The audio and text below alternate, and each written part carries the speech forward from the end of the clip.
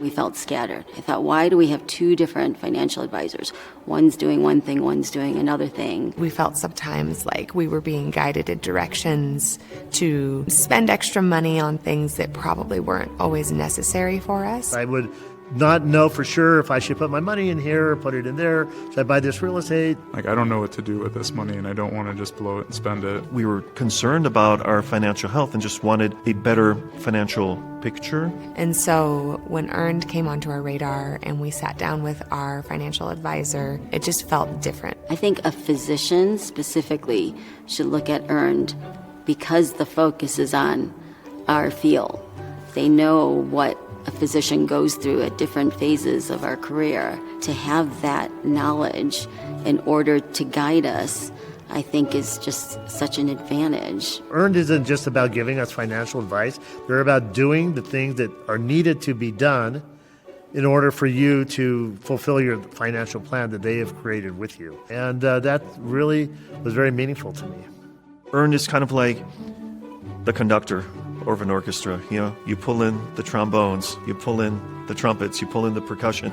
But Earned is the one that's holding the baton. I feel trust that they're taking care of my entire financial picture, not just one little part of it. As a physician, I know that what I do for people is really powerful and impactful, and it's important for me to know that the level of expertise that I'm working with for my financial health is there, and I have that trust for them. It's definitely valuable because I don't have to go looking a million different places. Like, I don't have a lawyer over here, and I don't have, the insurance thing over here. Everything's under one roof. Earned brings clarity to my financial life. With Earned, I feel really well taken care of. I feel my financial health is secure. I feel supported. Earned is security. I would highly recommend any doctor to look at Earned.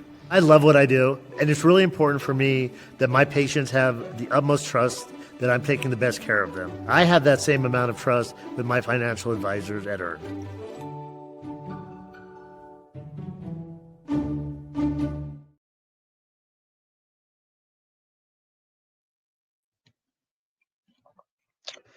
All right, doctors, how are you? I am Jorge Sanchez from Physician on Fire. Excited to presenting you another webinar from Physician on Fire. Excited for this one. This one's interesting. This is going to be hot. We are going to be talking about how doctors can turn market uncertainty into opportunity. This is from Earned Wealth Management.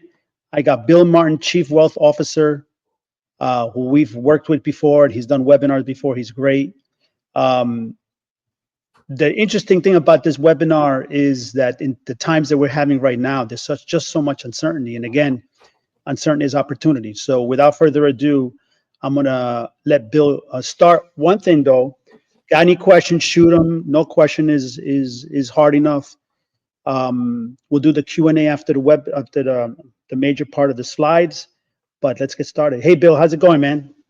Going well. Thanks for having me, Jorge. Appreciate this opportunity. And you're right, very timely. I mean, every day in the market seems like there's a new story, something that's taking place, and looking forward to unpacking this. What I wanted to start with, though, was a story. And I think it's something that actually happened to a friend of mine. He was going on a salmon fishing expedition in Alaska during the summer, during the run. And the guide told him, just be prepared. We are not going to be the only ones out trying to catch these amazing fish. There's likely going to be bear that we encounter. Now, he gave him a few tips. He said, when you see the bear, your instinct is going to be to run. Like, you're going to see this thing, it's a massive, and you're just going to want to run, but don't do that. He said, what you need to do is a couple other things. He said, if a bear does engage and maybe even stand on its two hind legs, what you need to do, it's going to be incredibly frightening, but you need a match. Put those hands up, stand firm, make loud noise, and slowly back up. The moment you run, you are going to be that bear's meal. So fast forward the story, he kept it in his mind, and sure enough, they ran into a bear while fishing, a mother bear, and had a very similar encounter. Said his heart was about to leap out of the chest, but he had that message run through it: do not run. Did what he said, and I'm glad to say They ended up having a wonderful fishing expedition with a great story, and he's still alive. Why I say that, though, and there's a reason why we encounter when the market goes crazy and has volatility like it does, they call it a bear market. It is very frightening.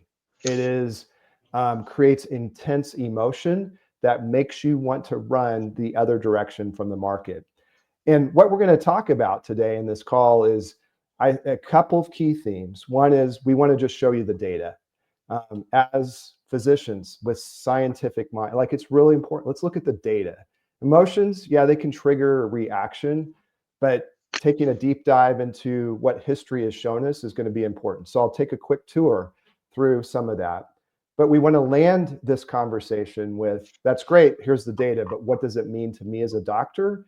And what does it mean to me in my current circumstances? What are strategies that can help me navigate, similar to that guide showcasing, here's some things that you should do that are maybe feel a bit counterintuitive when you're in the moment. So with that, I wanted to share this quote. Warren Buffett, it says, the stock market is a device for transferring money from the inpatient to the patient. Again, an emotional reaction might be to be impatient, but those that are willing to step back, look at the data, and have a smart strategy are going to be the long-term winners when it comes to investing. Here's some headlines that ran across, and just wanted to pull a few of these out, see if maybe any of them seem familiar. Here's one, uncertainty reigns over the US economy. Another one is, can America still compete? We seem to be falling behind. Another one is consumer. There's a consumer seeing the future and has definitely got depressed. What's interesting, can you guess what year these headlines are from? Takes us a little bit back, 1990. So I'm just telling you what we are encountering right now is very common for us as investors to have periods of uncertainty, anxiety-inducing kind of macroeconomic events that want us to run the other direction. So let's jump into the data. Taking a look here, this is, like I said, market volatility is nothing new. This is going all the way back to 1926, prior to the Great Depression. And each of these little headlines or titles with dot bars indicate a period in which time the market was stressed. The market was encountering significant volatility. And you can just see, if you are an investor in the market and an investor in the market over a long period of time, there's going to be things that you're going to encounter. Almost just as predictable as going to that fishing stream and fishing, you're going to encounter a bear. And if you are an investor, you're going to encounter periods in the time in which the market is going to really have these marked pullbacks, and marked pullbacks that might feel pretty significant in the moment. But here's another, call it inverse side to this equation, and it's letting the skew of what is the market returns pattern be in your favor. So this particular chart is looking back over the S&P 500 index, total return since 1971, a 54-year time frame. And this histogram shows the number of years in which the market fell within a certain return band. So if you look on the right-hand side, and this was, student of the market, I wouldn't have necessarily guessed, nearly double any other periods of time during this, the histogram count was greater than 20%, was 21, the highest number during that 54-year time frame. The market has this accelerant that can be a part of it, and it's not just once every few years. It's a pretty significant common occurrence that's there. And you can see 9 and 13 also are the number of counts, anywhere from 0 to 10 to 10 to 20% annualized return. On the left-hand side, the skew, much smaller. There are periods in time when the market in any given year is down. In fact, there are 3 times the market in a given year was down greater than 20%. But what all this means is, as a long-term investor, you can use this data, you can use this kind of information to your advantage. Here's another kind of look past this too, is that past volatility is often very profitable. So what we're looking at here is drawdowns when the market has fallen more than 15% since 1987. And the bottom, you can see the average 1 year or 12-month forward return after those declines is an amazing 41%. So again, in the midst of the market's fallen significantly, what's the forward-looking return? Not what just happened, but what's the forward? It's a magnitude of 41% up to, as the average that's part of there. I point out one period in time, one that's still probably familiar for a lot of us. So I go back to March of 2020, this bar right here, COVID. The world is beginning to shut down. There's lockdowns occurring, and the economy is coming to a screeching halt. And in March and April of that year, the market fell nearly a third, more than a third, in a very compressed period of time. And, you know, kind of flashbacks to having to handle investor calls during that time. It was stressful. We did not know. We did not know how long this was going to last, the extent of, call it, the political and economic actions that were being taken, and what that impact was going to be on the market. Well, look at the next 12 months period, up almost 80%. And for those that decide in the midst, too much uncertainty, we got to go to cash, you would have missed out a significant run up following that. So I think this is an important piece of data to consider. I talked about emotional investing. So back to that example, when you encounter a very frightening, challenging, uncertain experience, the emotion that's often invoked is exit. I got to run. I got to do something. Maybe it's go to cash. And what I'm saying is emotions are often the false indicator of opportunity. And so what this is showing here, there's a lot of like different points here, but basically this is an indicator of consumer sentiment, how consumers feel about the job, the market, their jobs, the market, the economy. And the higher the reading, the more positive they feel about how things are going.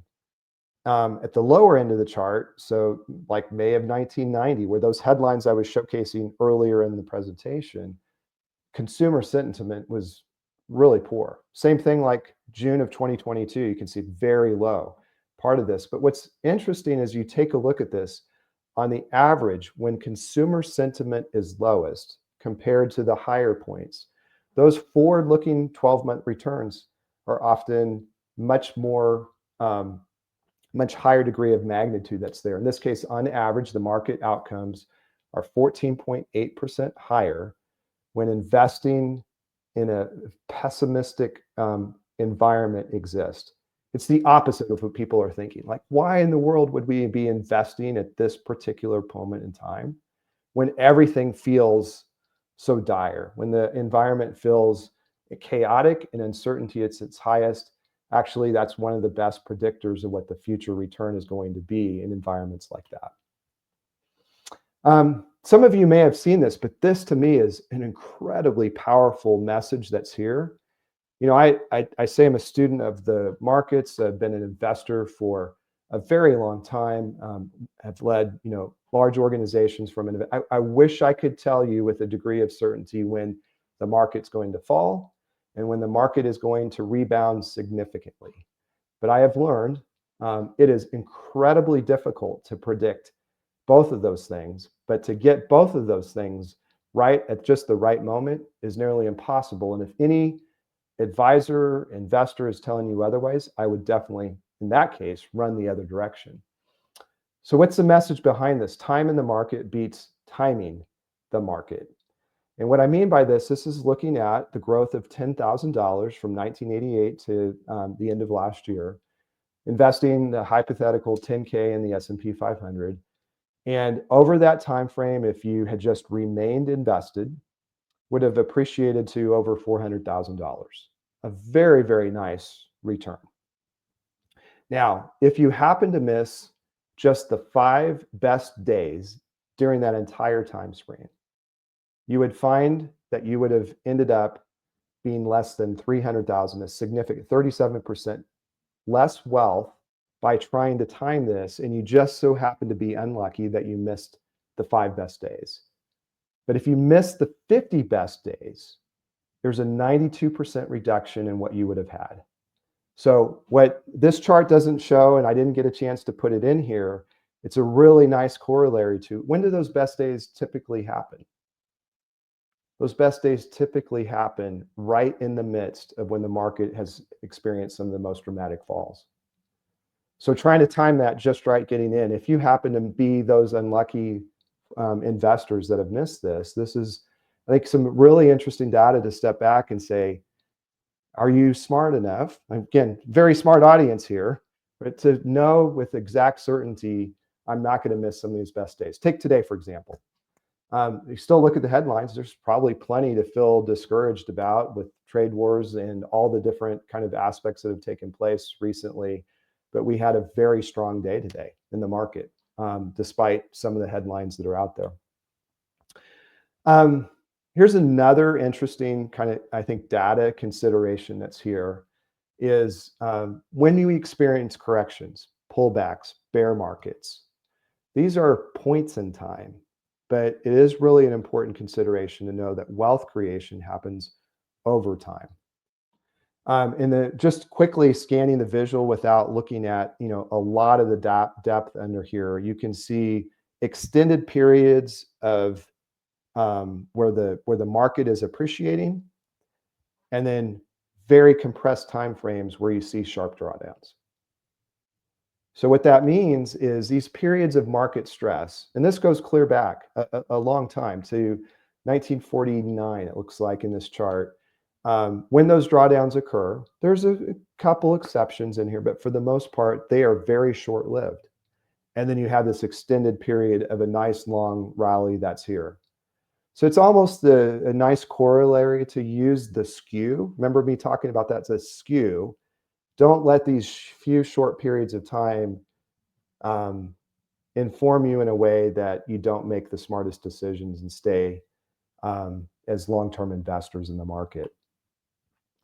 This chart, I admittedly know is an eyesore. And you can't probably read all the little parts that are part of this. This is called a quilt chart. And why did I throw this up here? Well, in each of the columns, these are year by year by year with stacked rank from the highest to lowest of how major asset classes performed, whether it's like large cap US stocks, international or emerging markets, real estate, cash, bonds, they're all kind of stacked ranked. And what you'll quickly see just looking at this is that there is rotation. These do not always conform to exactly the same. And each year by year, there is a bit of a randomness that's associated with that. Hence kind of the name, it looks a bit like a quilt. The main, I think, takeaway apart from it's really hard to predict which asset class is going to be the winner next year and which ones are going to be the losers is this green colored balanced portfolio that combines all those assets together in a thoughtful way, kind of sits right in the middle year by year. It's never the highest. It's definitely never the lowest. And part of being a smart investor, whether you're one of the largest institutional investors or a very well thought out private investor, it makes sense to build portfolios that are all weather, that can weather different periods of time. And the best way to do so is to have a well-diversified portfolio that's comprised of that. I'm going to switch gears for a minute. So I've shared the data. And Jorge, I don't know if there's any comments, feedback you have before I kind of transition to the next part, but yeah. I can steam for the end. Okay, sounds good. Well, let's now focus on why this matters to you as doctors. And you are, as we know, are in a different scenario than many other professionals. You have a compressed earnings window. And why that matters, basically now you have a shorter window to take these high earnings and have them result in the impact that you want. In some ways, I'd say it this way, your financial decisions are amplified. It's like your margin for error is compressed. And an interesting stat to me, it's hard to believe, but it is something we've seen validated in a couple different studies, is that doctors retiring right now, 1 in 4 are retiring with less than $1 million in net worth. It's just almost unfathomable to know. Again, one of the highest income earning professionals out there are retiring with less than $1 million. And I think it goes to this part right here. There's such a compressed window, and those mistakes are amplified.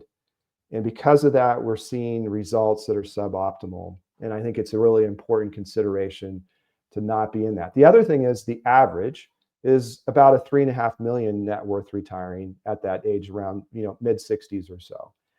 We just run the math, and we think without much process behind it, and that clearly and easily could be double that number, or should be. So I just think, again, it's really important to recognize margin of error, amplified decisions because of this compressed earning window period. Invest like you practice medicine. You see the title here, and it's why I wanted to start with what does the data show. Taking an evidence-based approach, just like you would with patients, applying logic and discipline to the financial strategy, and remove the emotional side of investing out of that. And those that can make that kind of approach to how they manage wealth end up making much smarter decisions and optimizing wealth in a way that in many cases can last generations. And lastly, on this slide, you see your financial diagnosis. So you've taken the evidence, now let's apply it to your circumstance. And this concept of not just investing and collecting random strategies, it's really important to have a thoughtful plan that matches your unique time horizon, income stability, your liquidity needs, and recognize that it's not just one size approach fits all, that having a plan that aligns with who you are as a person, as a family, your personal goals, and developing the right path to accomplish those goals is super important. So just a quick look at why this matters to doctors. And what I wanted to take just a minute now is to show you some strategies that at Earned we're deploying on behalf of our physician clients that you may consider as strategies to potentially implement for you. This slide here is a term custom indexing, a strategy that we're finding works incredibly well especially during times of market volatility. I'm sure many of you have heard the term like index or index funds, ETFs, track the S&P 500. In fact, I was at a lunch earlier this week sitting next to a person who was a younger investor in this case, and just said, should I just put money aside, dollar cost average, into the S&P 500 ETF fund? So it's not a bad strategy. And we were also talking about some of the clients in the sense of, is that a smart strategy for clients? And I said, as high income earning professionals, what I just described as a ETF-based index, just simply go into it, is certainly a valid strategy, and one that I think is a great entry point into investing. But I would also suggest, given what I talked about, the amplification, the compressed period, it's important is there a way to do something even better, an enhanced way? And that's what custom indexing is. So up at the top right, you see this image, mutual funds, ETFs, and it's kind of in this box. So when you get an S&P 500 index fund, you're getting something like this. You're getting exposure to a variety of different equities and other things inside, but they're all contained. You got a single unit, this ETF, a packaged pooled vehicle. What custom indexing does, it's as if that briefcase that contained those securities is opened up, and you now own those individual parts that collectively make up that index, or a representative sample of that.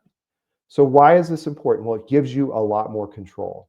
You still get the benefits of index investing, low cost investing, but you also get some benefits that the ETF and the mutual fund are unable to do in the same way. And that's the ability to have targeted tax loss harvesting. This next page shows us just a bit more about that. What that means is you have, as markets fluctuate, as stocks inside those indices fluctuate, you can sell those securities in a systematic way We do so powered by some really advanced technology that looks every single day. Are there losses in the portfolio? Are we able to capture those? Those losses can be offset against gains into the future. Now, there has been some, discussion. Well, that's great, but losses really don't provide that much benefit. I can only carry forward, let's say, 3,000 to offset ordinary income in future years.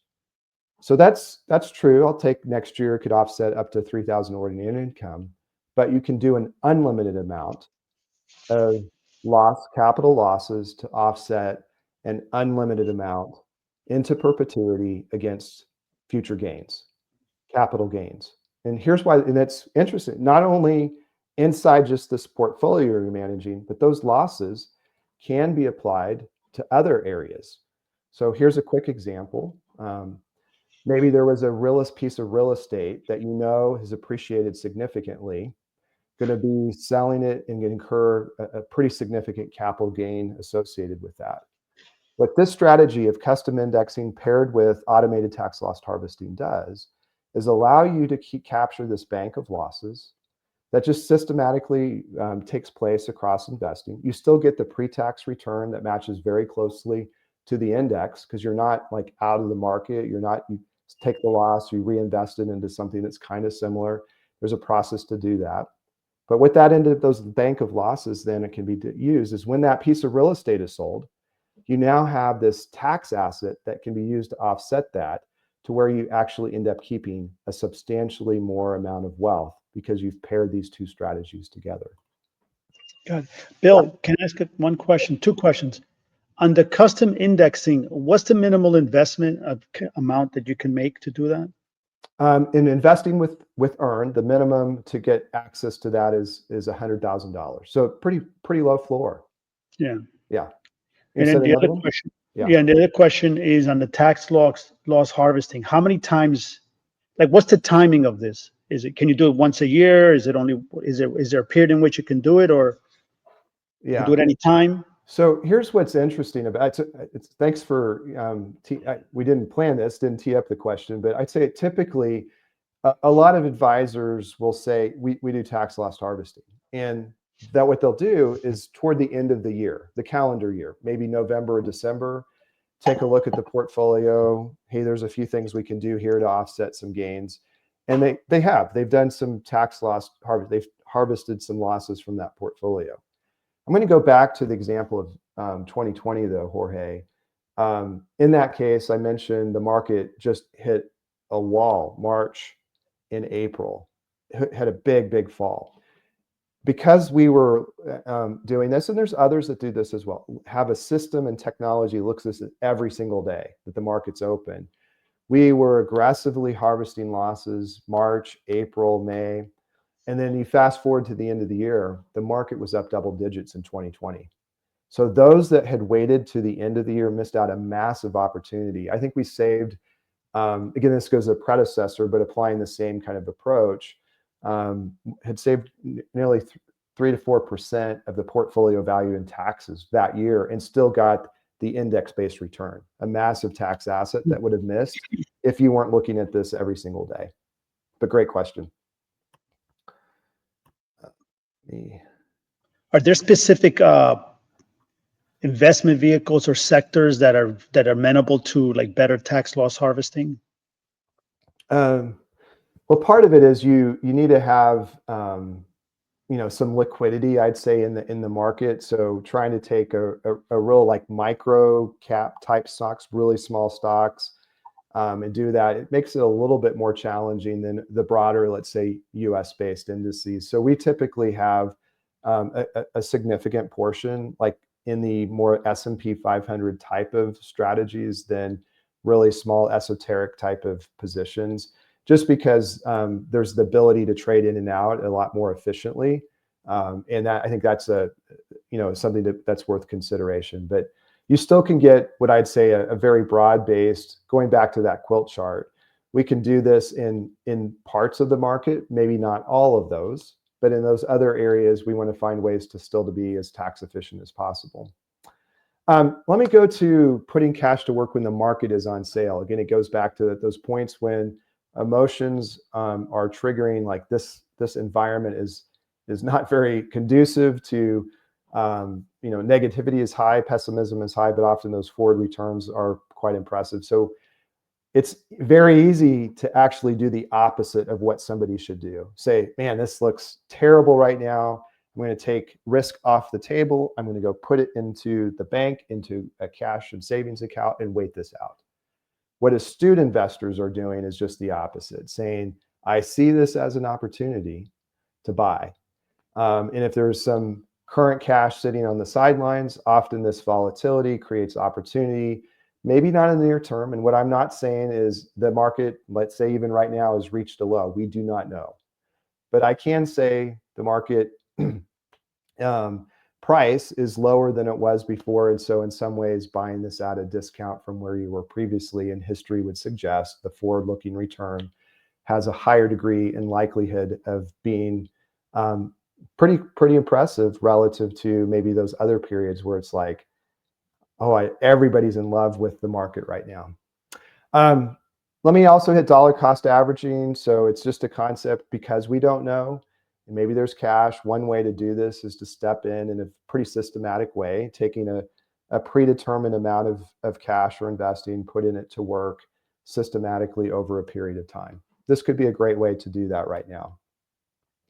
Another strategy, besides deploying cash in an effective way and using custom indexing paired with tax loss harvesting, is what we refer to Roth conversions. And this slide talks about backdoor Roths, something that we've talked in other presentations. It's a way in which doctors, because of earnings, often are precluded from participating in Roth vehicles. And this talks about contributing, how you can do to a traditional Roth, convert the Roth, and then you get tax-free growth. So think of your money in these different buckets. You have money that's in like a brokerage or investment account, taxable dollars. You've already paid tax on those. Those dollars continue to grow. You have qualified assets, or like your traditional 401k or traditional IRA. Those are tax deferred. And then you have this Roth asset where you pay tax on those assets going in, it's income, but then on the way out, that growth and future is all tax-free. So having your money split across these different types of buckets makes sense. But paying tax to do this can be painful. Now, why suggest maybe Roth conversions for high income earners in the midst of market volatility? It goes back to this concept. Inside, if you, let's say, are running a custom index, or if you end up having some securities in your portfolio that have fallen materially, maybe rather than sell those assets, you convert that asset, transfer it out, convert it to a Roth. You have a much lower, call it, basis than what you had before this turned. And so that appreciation now can magnify when it has that rebound in a tax-free status, and you're converting a lower dollar amount, so your taxable cost of converting that asset is less. So again, this is a little bit more surgical, taking a look at individual kind of opportunities inside a portfolio, taking advantage of the market pullback, using the tax code to your advantage, creating a tax-free asset in which can grow tax-free. So just something I think is an important consideration for doctors in an environment like this. It's kind of the silver lining. That's a part of it. Bill, so a lot of our audience, they're couples who are they're both doctors, or the couples, are high income earners. Like, to get advantage of this, what happens when you have a married couple and one of them is below the threshold? Is there things you can do to maximize the conversions in a traditional IRA, or is it just still, it applies only to one single tax filer? Well, it depends, and it probably goes beyond the scope of this conversation, but I would just say it depends on how you're filing your taxes is, I think, an important consideration. And if it's joint, it has a different implication than if you're doing this as separate filers. Like I said, but I think those are the sort of things of marrying the tax considerations, income, different levels, and then call it investment strategies like Roth conversions, where running the math behind that to see what makes the most sense. Because on one hand, you may pay a little bit more if you kind of separate the tax filings out versus joining them together. But in other cases, it actually may be the smarter strategy to do based on how assets and income differential is there. Got it. I wanted to talk about in that that slide of what's important for doctors. We said look at the science, the compressed earnings, but one was really building a plan unique to you. And this concept of stress testing your financial plan is something that we think is really important in this advisory relationship that we have with doctors. And so in this case, what we're talking about is this is an image that shows Monte Carlo simulation. So 1,000 different trials or stress testing this portfolio to see potential outcomes in the future. So this starting point over here, let's say 2023 when this plan was run, that essentially is taking that investor's net worth.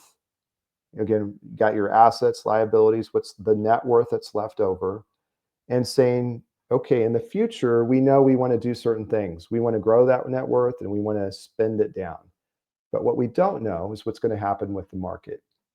So a technology like this runs 1,000 different simulations to showcase, okay, here's where you want to go, here's what you want to achieve. Now let's see what happens when we see environments like what we're encountering right now, in environments where we've had, like last year, where the market was running really good. And then over on the right, what this shows is how many of those trials or the 1,000 different iterations actually allowed you to fully accomplish all your goals. And in this case, we stress test this portfolio against their future goals, and it came out that 83% was the probability of success. Actually, it's a really good number. And most would say, well, hey, I like getting A's in school. I don't like an 83. I want a 99%. Well, what to me that actually means is if you want that high degree of probability of success, you've left money on the table. You're not necessarily taking enough risk, perhaps. Now, some people might want to. For those trials that failed, the 168, that doesn't mean you necessarily ran out of money or you really encountered. All it just means is you might have to make some adjustment relative to your original plan. So this is a really important exercise. And when we work with clients, we like to do this on the front end as opposed to the back end. What I mean by like right in the middle of a period like right now, it's good to have already kind of encountered how does this impact your financial picture? But when you're in the middle of it, maybe there's less that you can do. But we still would say right now, we think it's an important thing for clients to update their financial plan. Let's stress test them and see if something different needs to be done. And a tool like this, apart from what's the right investing strategy, all of which is good, actually puts a really nice plan in place to understand how, if you're on track or not. Because what often ends up happening, and this is I'd say just a surprise that many doctor clients don't know, that it's not the market that's going to blow up their financial plan. It's often actions that they might take that we would say, not saving enough. Maybe it's like, oh, I really want to retire super early and there wasn't enough savings to kind of given the longevity that's there. There's a lot of factors that are within the control that often cause plans to fail, much more so than the market volatility. Bill, one of the things I see as a physician when I work, I'm internal medicine. I'm a hospitalist. Mm-hmm. It's funny, as physicians, we're so evidence-based, and all our medical management is evidence-based. But when I used to go in the cafeteria late in the evening when I was on call, I just saw a doctor sitting down in I call it using anecdotal evidence of what should be a good financial strategy for investment. And part of what I saw was that the physicians, they don't know how to really gauge their palette for risk. And is there a way that maybe you can talk about, or another webinar, what is it that we can do to ask ourselves, hey, like, where do I stand on the risk scale? And then what kind of risk aversion or risk behaviors or risk assessment we can do so that we can make these decisions on that. For example, you just said, like, hey, when you have a 83% success rate, or actually 93% success rate. If you aim for that, you actually left money on the table. That's really because as your risk goes up, your ROI goes up because you're taking more risk, so the ROI is worth it. How can you comment on that? Yeah, I think there's a lot of different ways that advisors or investors, doctors could measure risk. And a very common yet simple, I don't think it's nearly enough, is what's in our industry referred to as a risk tolerance questionnaire. It's here's a Yeah. set of questions. How would you or how have you behaved when the market falls? Like how adverse to and it kind of creates a score. That score then maps to, are you a conservative investor, a moderate investor, aggressive investor? It measures what I would say your willingness to take on risk. It's a decent metric. Again, it's almost like a psychometric. Here's where that might fall into that measure. But I think where it becomes really powerful is to marry that with something like this. This is actually a better assessment of saying how much financial capacity do you have to take on risk. And in certain cases, we're finding doctors that, let's say, have been really aggressive savers, have been good investors, made all the smart decisions, and they're in a position that regardless of their willingness to take on risk, like are they conservative, balanced, or aggressive, let's say in nature, their financial capacity says they could do whatever they want. Like they've kind of like already won the game. Well, that's what's important of kind of marrying those two concepts together. And yet there could be another case where, and we've seen this, where there is, let's say, a doctor that is undersaved, and maybe pretty significantly. And really the only way for them to kind of catch up, besides just saving more and really throwing as much in, is to take on more risk. Yet when they took that risk profile, RTQ, that risk tolerance questionnaire, it showcased, I'm super conservative. I just want to put money in the bank. I don't want to see any fluctuation. And so this is where it's that hard conversation in those cases with that client saying, here's your options. You could work longer, you can save more, you got to take more risk, but something has to change if you want to accomplish this. And so I do think that metric, or this concept of stepping back and thinking of ourselves as financial advisors, also helping to be risk advisors, helping to understand how much risk makes sense to take relative to your risk appetite and also relative to your financial picture. Really smart thing to consider though, Jorge. Yeah. Let me jump into this. This is now taking a closer look of how Earned has designed our approach in working with doctors. And we refer to this as a doctor wealth playbook. So we are fiduciaries. That means we are required by law to operate in the best interest of our clients. And it's just in our DNA. We hire certified financial planners who are the professionals that execute this playbook. Welcome to VoiceOver. VoiceOver descriptions of. It begins with the financial plan. Like I said, it's where you're at today. What's your personal balance sheet? Where do you want to go? What's the strategies to best get you to accomplish those objectives? And then everything beyond the plan, like your investing strategy, tax planning, how you maximize your career options, insurance, debt, and trust and estate, are these components, the strategies that then inform how we do this doctor financial plan to really create a scenario that helps realize the full wealth potential that the doctor has. So just a quick stepping back, I'd mentioned a stat earlier on in the presentation. 1 out of 4 right now, every doctor that is retiring is doing so with less than $1 million. And here's why that's a travesty in my mind. If you were to take $50,000, not an insignificant amount, but amount that's quite achievable, and if you were to invest that consistently over 30 years and get a nice but not an aggressive return, let's say an 8% annualized return, at the end of that period of time, that 30, you'd have $5.7 million. Again, it's just pure math that's a part of this. We know that 8% is quite achievable with certain investment strategies, and in many cases it can be much more than that. You layer in smart tax planning and other things. We believe many doctors with the right advice and a good plan in place not only can achieve a very nice $5 million, but often much more than that, with marrying, again, not overreacting, not becoming an emotional investor, but becoming a really smart investor that takes and applies some of these strategies in place.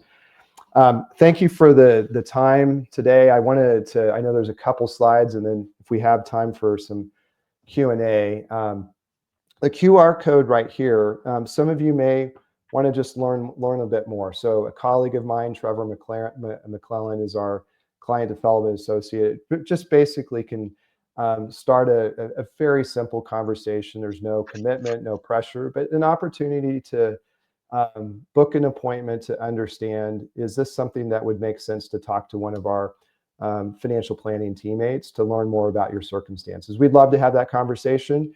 And if you'd be interested in learning more, just scan this QR code and it takes you directly to an opportunity to book a meeting.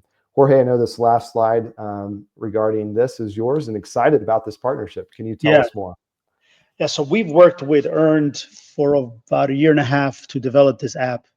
So Nirav and I have had a lot of input into this with the development team. This is the Earned POF mobile app. You have calculators. It gives you insights into your spending and savings. You also have access to our content there, actually our best content. I think of this as a CFO in your pocket. As physicians, we always consult others for the care of our patients, but yet we don't consult others for the health of our finances. So this app is a stepping stone to that. So check it out. I have it. I play with it all the time. I look at it. For those of you guys who joined late, I'm with Bill and Martin, Chief Wealth Officer from Earned Wealth. We're doing a webinar, how doctors turn market uncertainty into opportunity. And we've been learning a lot about risk profiles and just strategies to do that. Shoot your questions. Dr. Ricky Rosella asked a couple is, what does it mean to be locked in when doing tax loss harvesting when direct indexing is done over time? Okay, the question again, locked in. I'm maybe I used that phrase. If so, I'm not sure that I meant to. Basically, let me kind of walk through this again. And if I didn't answer the question, please let us know. We can follow up, and we have some white papers on that. What the custom indexing or direct indexing allows you to they're synonymous terms. So some refer to it as that. You may even heard personalized indexing. They kind of refer to similar strategies that allows you to take, to sell a security that's fallen, to sell it at a loss. And at that point, that loss then becomes an asset, a tax asset that you can use against future gains. So at some point, if you were to sell something in the portfolio or outside of the portfolio, that loss offsets the gain. You end up having this nice benefit. You can still get, let's say, mirror or very closely track the return of the index, but to do so in a way that hasn't incurred the same tax liability as if you had traded that portfolio, incurred those gains, and saw your net after-tax returns be lowered because of that tax liability. As far as what I was saying, locking in, all I was just saying, inside an ETF, maybe this is where this was going. So if you have an ETF or a mutual fund that has that tracks an index, you don't have access to the underlying securities inside that index. You just have that. You just have the index ETF or fund. You don't get to kind of pick and choose the variability that's taking place inside that, like you do inside the case of a custom indexing or a direct indexing, because you own directly the securities of that indice, as opposed to the packaged or pooled vehicle that you can't get access to, where there's that same degree of market volatility of the constituents of the index. So hopefully that makes sense. I hope I answered the question. Like I said, Jorge, one of the things we've done a lot of writing on this, and we can follow up with articles, white papers, or others that explain it in more detail. Yeah, another question Dr. Rosella asks is, what's the advantage of the Earned app versus Personal Capital or the Empower app? I can speak to it a little bit, and Bill, you can do that. I haven't used the Personal Capital. The Empower app I used The difference is, one is the ease of getting entry, ease of navigating. It's less taps, it's just a lot more. It's a better UI UX, if you want to use some technology, some terms. Plus, you get the content of Physician on Fire.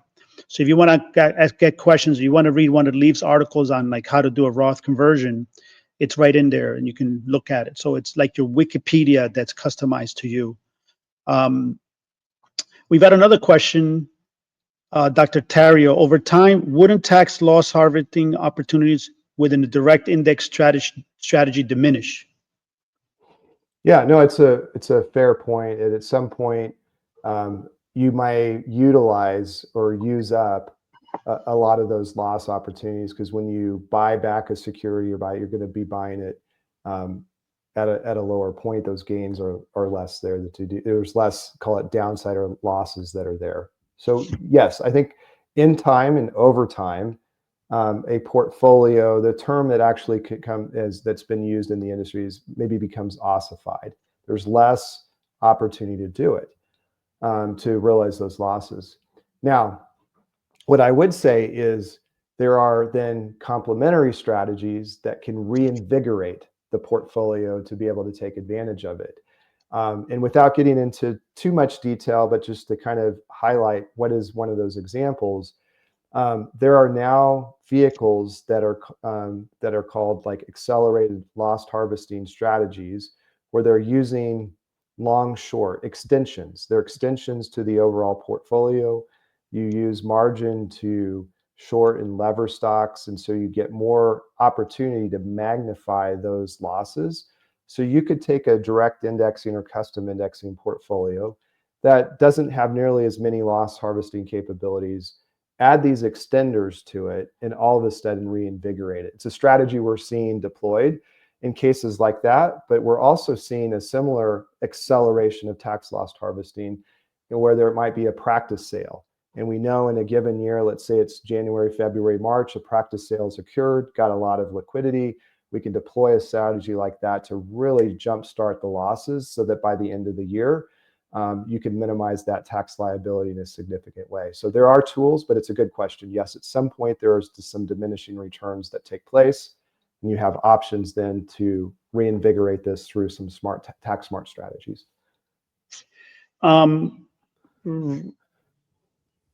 Dr. Heidi Abdelhadi, I'm sorry, I meant UI UX is just the ease of a mobile app to be used, how it looks, how it sets up. So my apologies for using an acronym that doesn't apply. Dr. Rosella asks, are you able to direct index factors like small cap value? Does this hurt the exposure to that factor and cause it to decay faster?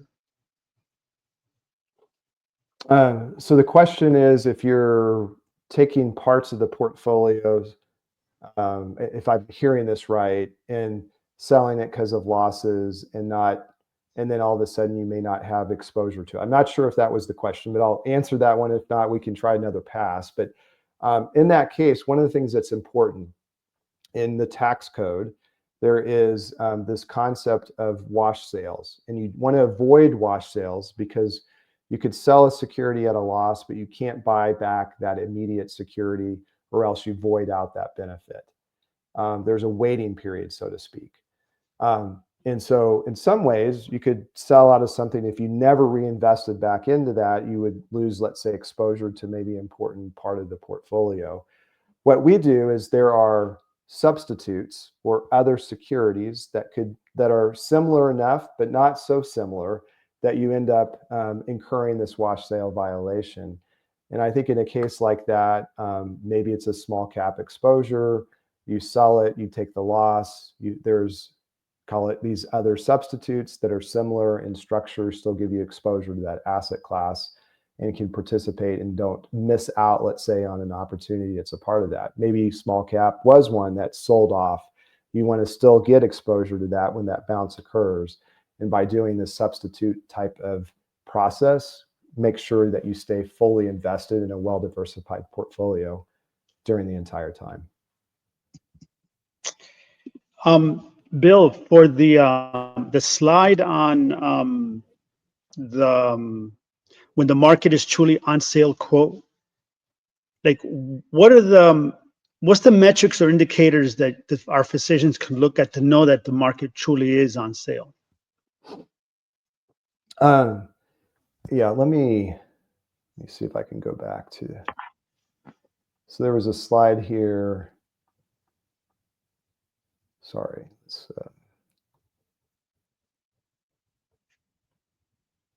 Yeah, right there. This one here. Yeah, this is what I was saying earlier. I wish there was this recipe or exact indicator to know I have hit the bottom of the market and now is the time to get in. I don't have that indicator for you. Wish I did. What I would suggest is going back a few more slides and looking at something like this. So what this is indicating is when there's another kind of corollary to this. You may have heard of a concept called VIX. It's an index that tracks the volatility of the market. And essentially, it's almost the inverse of this. What that is showing is there are very compressed, heightened periods of market volatility, like we're in right now. April has been historically a lot higher than where that would be. What is interesting, though, in a similar fashion, that market volatility does not last long usually to that heightened, elevated. And you see these drawdowns occur in a very sharp period of time. What I'm getting at is when you see that heightened volatility and you see these drawdowns occur, I can't tell you at 20% this year, now is the time to get in. I can just tell you that history would suggest, yes, it may fall further, but there is a strong likelihood in a short period of time, fast forward, again, all these charts that talk about the forward-looking return, that at these periods in time like here, these are opportunities that exist. Now, what happens if you were to catch this partway down? Well, you still are buying this at a cheaper point than it was just 6 months ago or 6 weeks ago.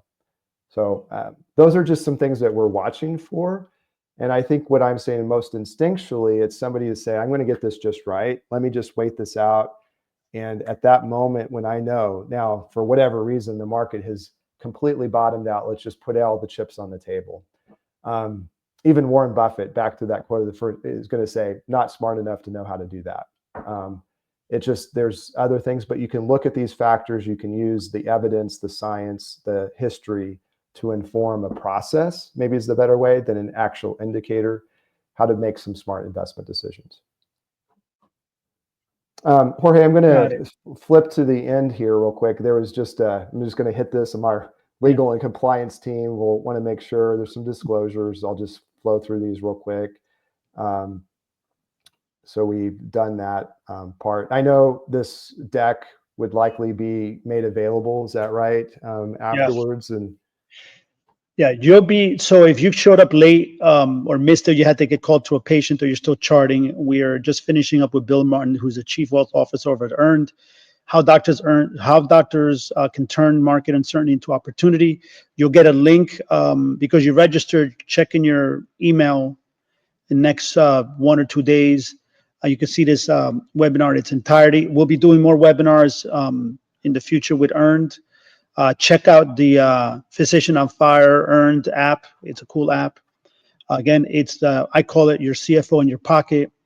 I think, Bill, the big takeaway from this is what I'm seeing is that to be a pessimist, right? When you see that bear and that story coming up to you is the worst thing, because pessimists will run and react.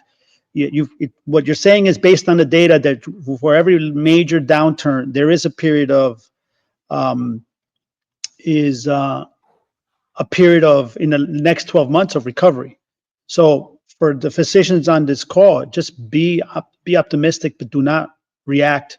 Don't run away. Stay there. Stay your course. And we'll be seeing you guys soon. I think Dr. Lass says, is the Earned app for U.S. physicians only? I don't know if we have a criteria in the app. If the app the app could be used. It's going to be more relevant. It's U.S. dollar based and stuff here in the U.S. Yeah. And if they want to download it and take a look at some of the articles and other things, by all means, can certainly do that. Yeah. So I think that's the main point. Be optimistic, and when you go fishing and you see bears, I'm in Florida, okay. So the northern bears you can stand. In Florida, the black bears you can't. They're tougher. You can't predict them. They're worse. If you could stay still, they'll go after you, and if you run, they'll go after you. It asks for here. So Bill, the app says it asks for an MPI, and he doesn't have. I guess he's Canadian. How do you guys verify if you don't have an MPI number? Yeah, there's a code that they didn't give to me. Maybe feel free to just message Trevor here, for example. I'm sure we could get that to you. Send a note, and if you'd like to download it or follow up, we can. We're kind of bypass that. I don't know offhand what that code is. So Dr. Lass, there's Trevor McClellan. Just email him, and he'll be able to track that down for you. Yep. Jorge, thanks so much. Hey, this has been great. Really enjoyed this conversation, and brighter days are ahead. Maybe that's the headline. Yeah. All right. Well, thank you very much. You all have a great day, doctors, and we'll see you on the next webinar. Take care. Have a good one. Take care. Bye now.